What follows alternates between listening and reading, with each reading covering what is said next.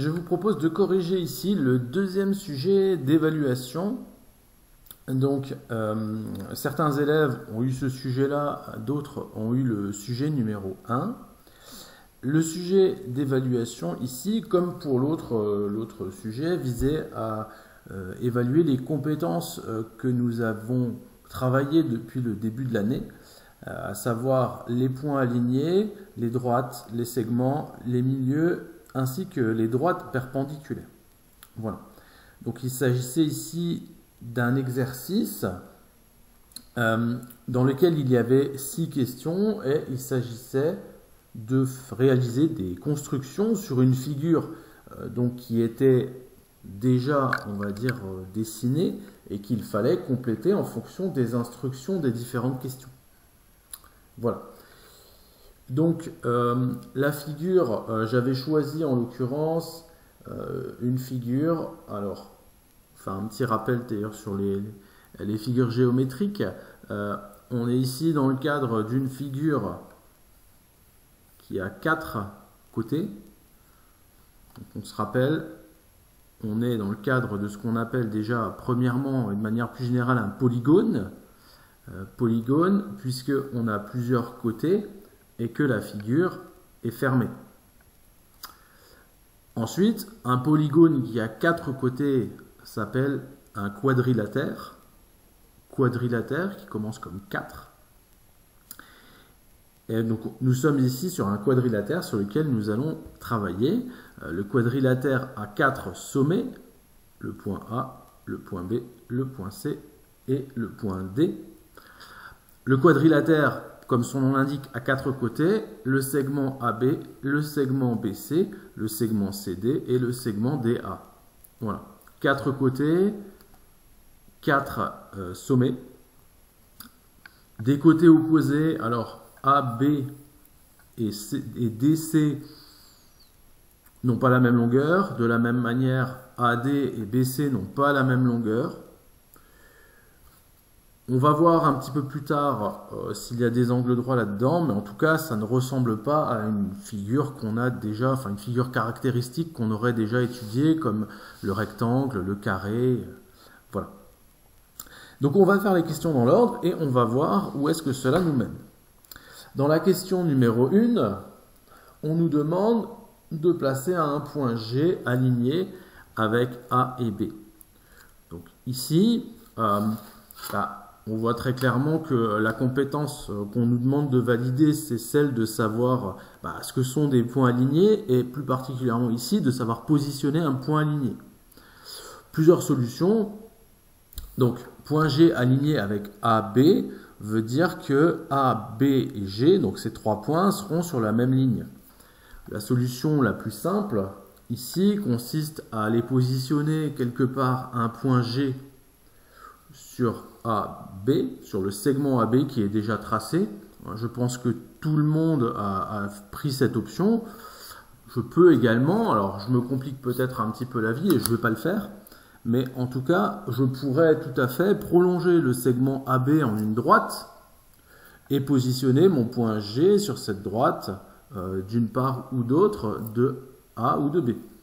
C'est tout aussi juste puisque le point G sera sur la ligne formée par les points A et B, et les points seront donc alignés. Ici, je vais prendre la solution la plus simple, que je pense tout le monde, enfin je crois de mémoire, tout le monde a choisi cette solution. Je vais placer un point G entre A et B, donc sur le segment AB. Je vais volontairement pas le placer au milieu, je vais le mettre ici. Voilà.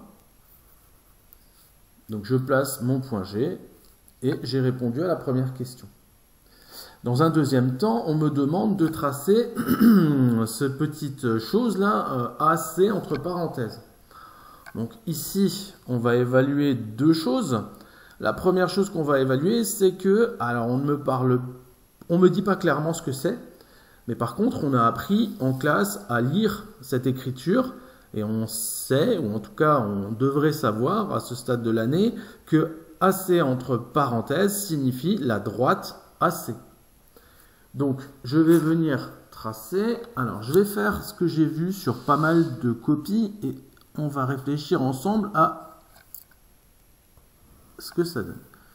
Donc, je vais tracer ici un trait qui va entre le point A et le point C. Alors, on peut se poser la question, quelques secondes, je vous laisse réfléchir et peut-être mettre la vidéo en pause. Est-ce que ce que j'ai fait là est juste ou ne l'est pas par rapport à ce qu'on nous demande de faire en question 2. Voilà, donc si vous avez réfléchi, ici, on a tracé un trait qui relie le point A et le point C, donc qui commence à A et qui s'arrête à C. C'est ce qu'on appelle un segment. Ici, on nous demande de tracer une droite. Donc si je veux tracer une droite, ici je n'ai pas tracé une droite puisque je m'arrête à A et je m'arrête à C. Si je veux bien montrer que c'est une droite que je trace, en termes de construction, je suis obligé de la prolonger au-delà de A et au-delà de C. Si vous n'avez pas prolongé au-delà de A et au-delà de C, j'ai considéré que vous avez tracé le segment et j'ai donc considéré la réponse comme invalide. Voilà, ici on a bien matérialisé la droite, qu'on aurait pu prolonger encore plus loin ou qu'on aurait pu arrêter un petit peu plus tôt. Mais en tout cas, on sait que c'est une droite et qu'elle peut se prolonger, je dirais, autant qu'on veut d'une part et d'autre des points A et C. Ensuite, question 3. Alors c'est une question qui ressemble fortement à ce qu'on vient de faire. La question 3 nous demande de tracer BD, mais cette fois-ci entre crochets. Donc ici, on évalue deux choses. On évalue votre compétence à savoir à quoi correspond cette écriture entre crochets et on évalue ensuite votre capacité à savoir le dessiner, à savoir le tracer plus exactement, parce que la géométrie, c'est plus du tracé que du dessin. Donc ici, entre crochets, on parle du segment BD. Donc je vais refaire une trace. Donc, ce que la majorité d'entre vous a réalisé, et encore une fois, comme tout à l'heure, vous allez réfléchir. Je vous invite en tout cas à le faire sur est-ce que ici on répond bien à la question ou pas.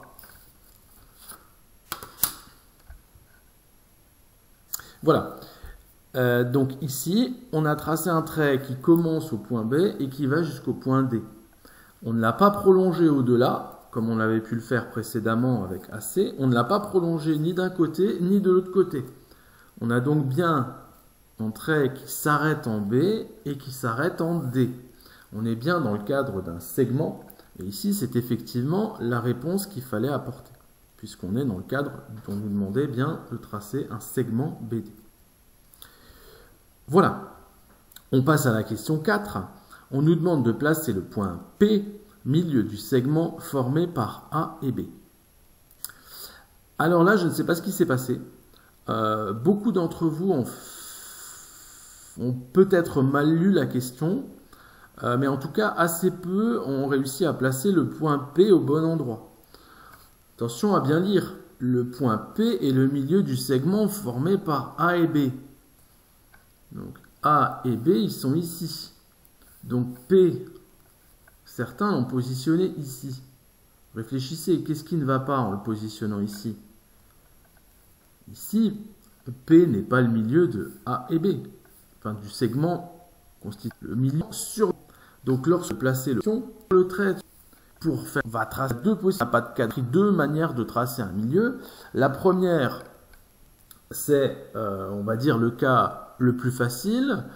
On peut mesurer le segment et on peut diviser assez facilement en deux la mesure du segment et trouver le milieu. La deuxième solution, et là je vous renvoie à l'une des premières vidéos que je vous ai postées, c'est de construire à ce moment-là, et c'est un peu plus compliqué, mais ça marche à tous les coups, de construire le milieu en utilisant un compas. C'est plus long par contre, mais ça marche dans toutes les situations. Ici on va voir ce qu'on va faire. Donc pour ça, on va mesurer le segment AB. Et on voit, on a de la chance ici, le segment AB mesure 8 cm. 8 cm divisé par 2 égale 4. Donc je vais positionner le milieu à 4 cm. Voilà, je vais donc avoir le point P, milieu de AB. Question numéro 5.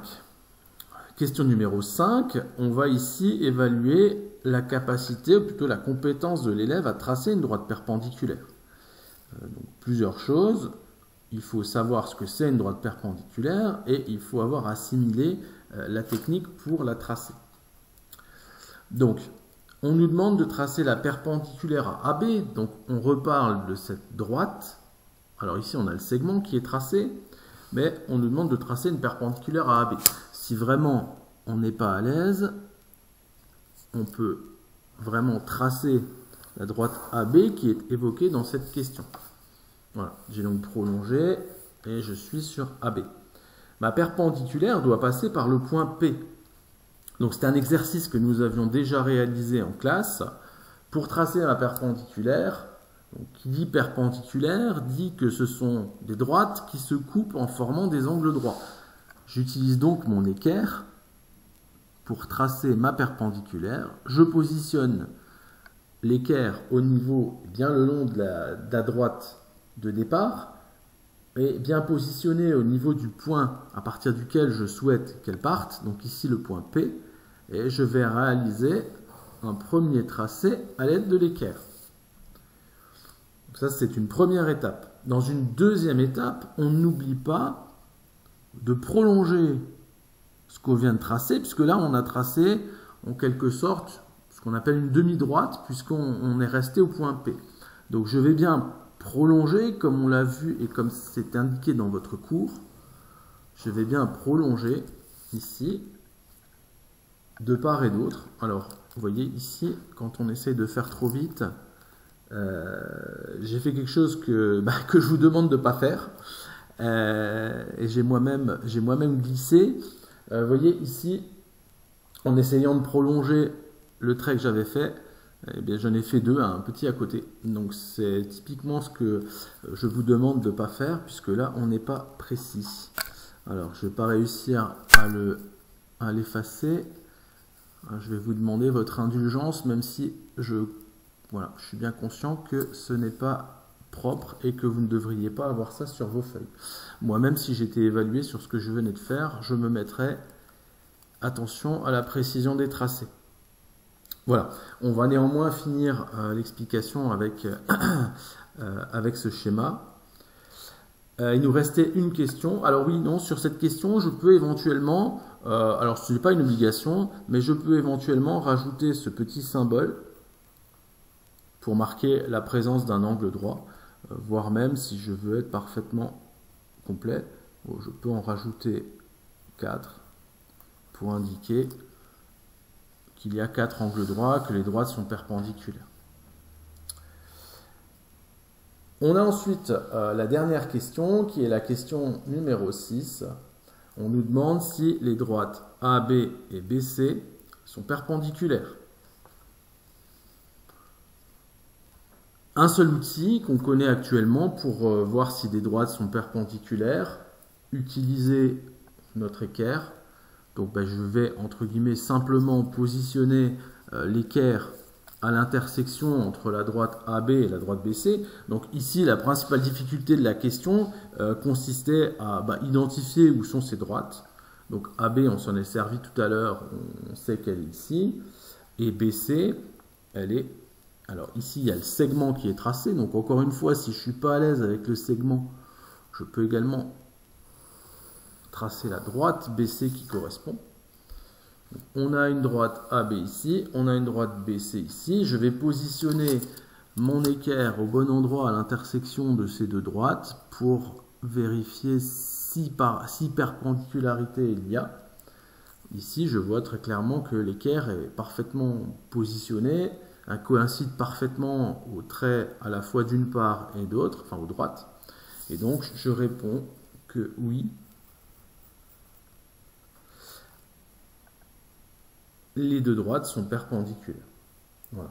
Donc la réponse oui me suffisait. Si vous vouliez vraiment être parfaitement, je dirais, parfaitement, enfin que la réponse soit parfaite, il faudrait écrire oui, les droites AB et BC sont perpendiculaires. Voilà. Pensez toujours à la rédaction, c'est important. Oui, non, en général, c'est insuffisant.